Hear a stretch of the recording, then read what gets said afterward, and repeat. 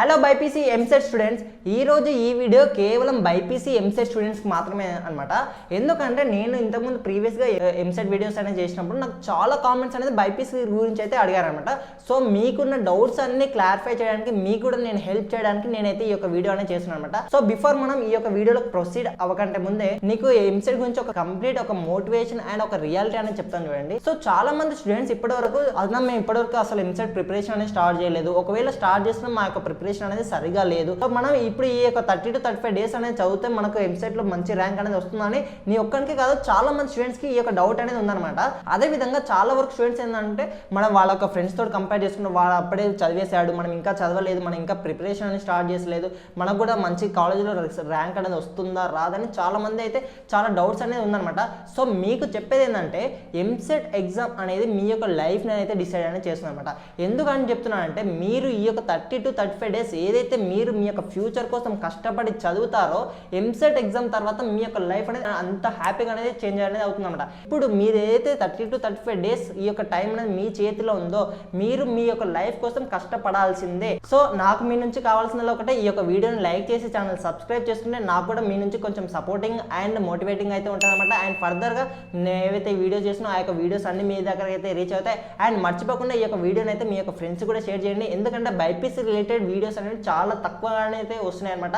So వాళ్ళకు కూడా ఈ యొక్క వీడియోస్ అనేది హెల్ప్ అవుతాయి. సో బేసిక్గా ఈ యొక్క వీడియోని అయితే నేను 3 పార్ట్స్ కింద అయితే డివైడ్ అని చేశాను అనమాట. ఫస్ట్ పార్ట్ ఆఫ్ ద వీడియోలో మనం ఓన్లీ హై వెయిటేజ్ చాప్టర్స్ గురించి అయితే డిస్కస్ అనేది చేయబోతున్నాం. And second part of the video గురించి అయితే నేనైతే నీకు స్ట్రాటజీ గురించి అయితే చెప్పబోతున్నాను అనమాట. అంటే ఈ యొక్క 30 డేస్ స్ట్రాటజీ గురించి అయితే చెప్పబోతున్నాను అనమాట. And third part of the వీడియోలో వచ్చేసి మనం రీసోర్సెస్ అండ్ లింక్స్ అండ్ ఇంకా నువ్వు ఎలాంటి మాక్ టెస్ట్ చేయాలి, ఎటువంటి previous year question paper solve చేయాలి, ఇవన్నీ మనం లాస్ట్ పార్ట్ ఆఫ్ ద వీడియోలో అయితే డిస్కస్ అనేది చేయబోతున్నాం అనమాట. సో ఫస్ట్ వచ్చేసి మనం ఈ యొక్క ఏదైతే హై వెయిటేజ్ చాప్టర్స్ గురించి అయితే ఇప్పుడైతే డిస్కస్ అని చేయబోతున్నమాట. సో నేను హై వెయిటేజ్ చాప్టర్స్ చెప్తున్నాను, మీరు ఓన్లీ హై వెయిటేజ్ చాప్టర్స్ మాత్రమే చేయొద్దు, మీరు లో వెయిటేజ్ చాప్టర్స్ కూడా చేయండి. కానీ ఫస్ట్ ప్రిఫరెన్స్ మాత్రం ఆల్వేస్ ఈ యొక్క హై వెయిటేజ్ చాప్టర్స్ మాత్రమే ఇవ్వండి. ఎందుకంటే మనకు ఎంసెట్లో ర్యాంక్ అండ్ మార్క్స్ అనేది ఇంపార్టెంట్ అనమాట, అర్థమవుతుందా? సో మనం హై వెయిటేజ్ చాప్టర్స్ చేస్తే మనకు ఎక్కువ మార్క్స్ అనేది రావడానికి ఛాన్స్ ఉంటుంది. కాబట్టి ఫస్ట్ ఆల్వేస్ మీరు ఏ ఎంపీసీ స్ట్రీమ్ అయినా, బైపీసీ స్ట్రీమ్ అయినా, బాటనీ, జువాలజీ లేకపోతే ఫిజిక్స్, కెమిస్ట్రీ అయినా ఫస్ట్ హై వెయిటేజ్ చాప్టర్స్ మాత్రమే చేయండి. దాని తర్వాత మీకు ఇంకా టైం ఉంది అంటే అప్పుడు లో వెయిటేజ్ చాప్టర్స్కి వెళ్ళండి. అంతేకాకుండా డైరెక్ట్ లో వెయిటేజ్ 1 మార్క్ క్వశ్చన్స్ ఉన్న చాప్టర్స్కి అయితే మీరు వెళ్ళొద్దు అనమాట. అందుకనే ఇప్పుడు మనమైతే subject wise high weightage chapters అయితే నేను మీకైతే డిస్ప్లే అనేది చేస్తున్నాను అనమాట. సో ఇప్పుడు మీకు బాటనీకి సంబంధించిన హై వెయిటేజ్ చాప్టర్స్ అనేది చూపిస్తున్నాను అనమాట. సో ఇప్పుడు నీకు ఏవైతే కనిపిస్తున్నాయో ఇవి high weightage as well as లో వెయిటేజ్ చాప్టర్స్ అనమాట. సో ఈ విధంగా అయితే నువ్వు కేటగరైజ్ చేసుకొని నీ యొక్క టైం టేబుల్ని షెడ్యూల్ చేసుకొని ఈ యొక్క హై వెయిటేజ్ చాప్టర్స్ అయితే నువ్వు అయితే ప్రిపేర్ అవ్వాలంట. అండ్ నెక్స్ట్ వచ్చేసి ఇప్పుడు జువాలజీ అనమాట. సో బాటనీ అండ్ జువాలజీలో కూడా సేమ్ ఈ యొక్క 2 థియరీ సబ్జెక్ట్స్ కాబట్టి నువ్వు ఎక్కువ అయితే గుర్తు పెట్టుకోవాల్సి ఉంటుంది అనమాట. సో ఇప్పుడు నీకు ఏవైతే స్క్రీన్ పైన కనిపిస్తున్నాయో ఇవి జువాలజీకి సంబంధించిన హై వెయిటేజ్ చాప్టర్స్ అనమాట. అండ్ నెక్స్ట్ వచ్చేసి ఫిజిక్స్ అనమాట. సో ఫిజిక్స్ సంబంధించిన హై వెయిటేజ్ చాప్టర్స్ అయితే మీకు ఇక్కడ చూపిస్తున్నాను చూడండి. అండ్ నెక్స్ట్ వచ్చేసి కెమిస్ట్రీ, ఈ యొక్క కెమిస్ట్రీకి సంబంధించిన హై వెయిటేజ్ చాప్టర్స్ కూడా మీకు ఇప్పుడైతే చూపిస్తున్నాను చూడండి. So these are the high weightage chapters subject wise అనమాట. అండ్ ఇప్పుడు మనం సెకండ్ పార్ట్ ఆఫ్ ద వీడియోలోకి అయితే వెళ్ళిపోతాం. అసలు స్ట్రాటజీ ఏంటి, 30 డేస్ స్ట్రాటజీ ఏంటో మనం అయితే ఇప్పుడైతే డిస్కస్ చేద్దాం. నువ్వు ఇప్పుడు బైపీసీ స్టూడెంట్ అయితే నువ్వు ఎంపీసీ వాళ్ళ కాదనమాట, నీకు చాలా కాంపిటీషన్ అనేది ఉంటుంది అనమాట. ఎంపీసీ వాళ్ళు నువ్వు 80 to 85 మార్క్స్ వస్తే బిలో 10,000 ర్యాంక్ వస్తుంది. అండ్ ఫ్రీ సీట్ అనేది కూడా మంచి కాలేజ్లో ఫ్రీ సీట్ అనేది వస్తుంది. కానీ బైపీసీ వాళ్ళకి అలా ఉండదు అనమాట, ఎందుకంటే మీకు కాంపిటీషన్ అనేది చాలా ఎక్కువ ఉంటుంది అనమాట. ఎంపీసీ వాళ్ళు బిలో 10,000 ర్యాంక్ అనేది తెచ్చుకోవాలి, కానీ మీకు మంచి కాలేజ్లో సీట్ రావాలంటే మీరు బిలో 1000 ర్యాంక్ అనేది తెచ్చుకోవాలంట. సో మీకు బిలో 1000 ర్యాంక్ అనేది రావాలంటే మీకు అబో 100 to 120 మార్క్స్ అనేది రావాలి. సో మీకు 110 మార్క్స్ రావాలంటే ఇప్పుడు అసలు ఎటువంటి స్ట్రాటజీ ఫాలో అవ్వాలనేది మీకైతే ఒక ఐడియా అనేది ఉండాలన్నమాట. ఎందుకంటే మీరు ఫస్ట్ ఒక గోల్ అనేది ఫిక్స్ చేసుకోవాలి. మీకు ఇప్పుడు 110 మార్క్స్ అనేది పక్కాగా రావాలి, ఎందుకు బిలో 1000 ర్యాంక్ రావడానికి. సో ఈ యొక్క 110 మార్క్స్ రావాలంటే నువ్వు ఎటువంటి చాప్టర్స్ చేయాలి అండ్ నీ యొక్క ప్రిపరేషన్ అనేది ఏ విధంగా ఉండాలి, 30 డేస్ని నువ్వు ఏ విధంగా డివైడ్ చేసుకోవాలి అండ్ ఏ రోజు ఏ టాపిక్ చదవాలి అని నువ్వు ఒక ప్లాన్ అనేది వేసుకోవాలన్నమాట. నేను నీకు ఒక ప్రిపరేషన్ ప్లాన్ అనేది చెప్పొచ్చు, కానీ ఇది ఒకరికి వర్కౌట్ అవుద్ది అండ్ ఇంకొకరికి వర్కౌట్ అనేది అవ్వదు అనమాట. సో నీ యొక్క క్యాపబిలిటీస్ని బట్టి నువ్వు రోజుకి ఎన్ని అవర్స్ చదువుతావు దాన్ని బట్టి నువ్వు ఒక ప్రిపరేషన్ ప్లాన్ అనేది వేసుకో. అంటే నువ్వు దానికి కన్ఫామ్గా నువ్వు ఆ యొక్క టైం టేబుల్ అనేది ఫాలో అవ్వాలంట. సో ఆ విధంగా నువ్వు ఒక టైం టేబుల్ అనేది ఖచ్చితంగా అయితే ఫాలో చేసుకోవాలన్నమాట. ఎందుకంటే ఒక టైం టేబుల్ అనేది లేకపోతే మనం ప్రిపరేషన్ అనేది సరిగా చేయలేము. ఇది ఎగ్జామ్ ప్రిపరేషనే కాదు, నెక్స్ట్ ఏదైనా డైలీ లైఫ్ యాక్టివిటీస్లో కూడా, అర్థమవుతుందో. సో టైం టేబుల్ అనేది మస్ట్ అండ్ షుడ్ అనమాట. అండ్ నెక్స్ట్ ఇప్పుడు ఈ యొక్క స్ట్రాటజీలో నేను కాదు ఎవరు చెప్పినా ఈ యొక్క పాయింట్స్ ఏవైతే నేను ఇప్పుడు చెప్తున్నానో అవే పాయింట్స్ చెప్తానమాట. లైక్ ఫస్ట్ వన్ వచ్చేసి ఏంటంటే హై వెయిటేజ్ చాప్టర్స్. మనం ఏవైతే ఇప్పుడు మీకు అయితే హై వెయిటేజ్ చాప్టర్స్ అని నేనైతే మీకు డిస్ప్లే చేశాను, ఆ యొక్క హై వెయిటేజ్ చాప్టర్స్ అనేది మీకు చాలా అంటే చాలా ఇంపార్టెంట్ అనమాట.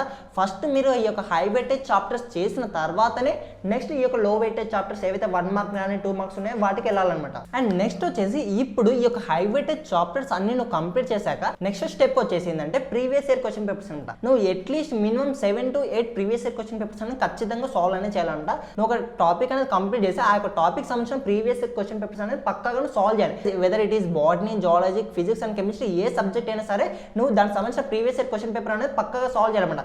ఎందుకంటే ప్రీవియస్ ఇయర్ క్వశ్చన్ పేపర్ చేస్తేనే ఓకే మనం ఇంకా ఆ యొక్క టాపిక్లో ఏమన్నా మిస్ అయ్యామా, లేకపోతే ఇంకా ఆ టాపిక్లో ఏమైనా కవర్ చేయాల్సింది ఏముంది, అసలు ఆ యొక్క టాపిక్ సంబంధించిన ఇంపార్టెంట్ ఏంటి, ఆ యొక్క టాపిక్లో ఎటువంటి క్వశ్చన్స్ అడుగుతున్నారు, ఇవన్నీ నీకు ఆ యొక్క టాపిక్ గురించి అయితే అర్థమవుతాయి అనమాట. అర్థమవుతుందా?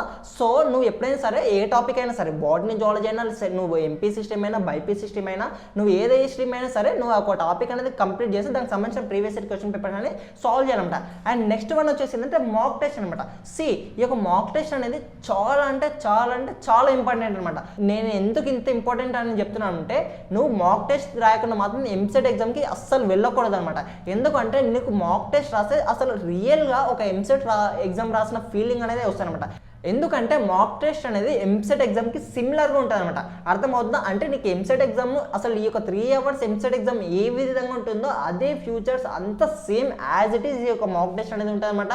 సో నీకు ఈ యొక్క మాక్ టెస్ట్ అనేది రాస్తే రియల్గా అసలు ఎంసెట్ ఎగ్జామ్ నువ్వు కూర్చున్నా అసలు నీకు అసలు ఫ్రీగా అసలు ఎటువంటి టెన్షన్ కానీ అసలు ఎటువంటి భయం కానీ లేకుండా నువ్వు యొక్క ఎంసెట్ ఎగ్జామ్కి అయితే ప్రాక్టీస్ అనేది అవుతానమాట. అండ్ నెక్స్ట్ వన్ వచ్చేసి రివిజన్ అనమాట. సో ఈ యొక్క botany, zoology and BiPC stream వాళ్ళు ఎవరైతే ఉన్నారో మెయిన్గా నేను ఇప్పుడు ఎవరైతే బైపీసీ స్టూడెంట్స్ చూస్తున్నారో మీరు చేయాల్సింది అంటే లాస్ట్ వన్ వచ్చేసి రివిజన్ అనమాట. నువ్వు ఎంత రివిజన్ చేస్తే నీకు మార్క్స్ అనేది అంత ఎక్కువగా రావడానికి ఛాన్స్ అనేది ఉంటుంది అనమాట. ఈ యొక్క బాటనీ, జువాలజీ అనేది మనకు మ్యాథ్ లాగా కాదు కదా. మ్యాథ్లో నీకు కొన్ని ఫార్ములాస్ అనేవి గుర్తుపెట్టుకుని నువ్వు ప్రాబ్లమ్ అనేది సాల్వ్ చేయొచ్చు. బట్ ఈ యొక్క బాటనీ, జువాలజీ అనేది కంప్లీట్ థియరీ.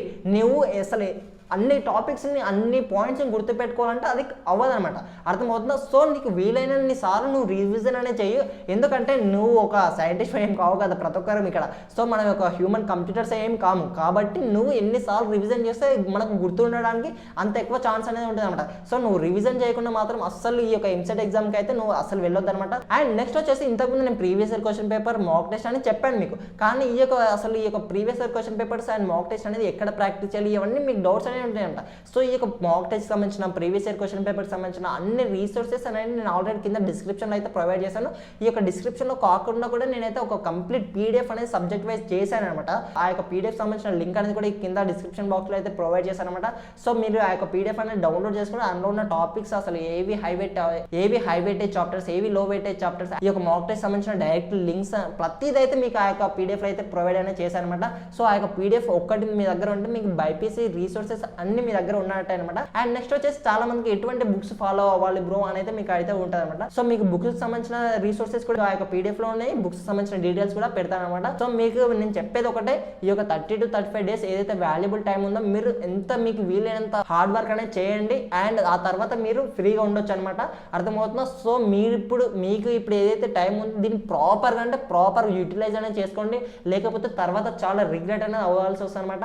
సో నువ్వు ఎంతైతే ర్యాంక్ తెచ్చుకోవాలంటున్నావు ఆ యొక్క ర్యాంక్ అనేది కింద కామెంట్ బాక్స్ అయితే మెన్షన్ చేయి. అండ్ నీకు ఇంకేమైనా డౌట్స్ ఉన్నా feel free to ask me. నీకు ఏ డౌట్ ఉన్నా సరే నేను దానికి కామెంట్ బాక్స్ లో నువ్వు దాన్ని అడిగితే నేను దానికి క్లారిఫై చేయడానికి, ఒకవేళ అది నాకు తెలియకపోయినా నేను తెలుసుకొని నీకు చెప్పడానికి అయితే ట్రై అనేది చేశాను అనమాట. అదర్వైజ్ మన టెలిగ్రామ్ ఛానల్ ఉంటుంది అనమాట. సో నీకు టెలిగ్రామ్ ఛానల్లో చాలా మంది స్టూడెంట్స్ అనేది ఉంటారు. సో నువ్వు టెలిగ్రామ్ ఛానల్లో జాయిన్ అయితే కూడా నీకు ఎటువంటి డౌట్స్ ఉన్నా క్లారిఫై అనేది అవుతాయి అనమాట. టెలిగ్రామ్ లింక్ కూడా కింద డిస్క్రిప్షన్ బాక్స్ ఉంటుంది.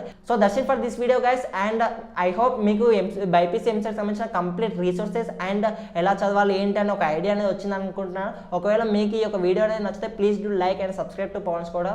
And see you in next video. Thank you. Till then all the best for your exam. Thank you.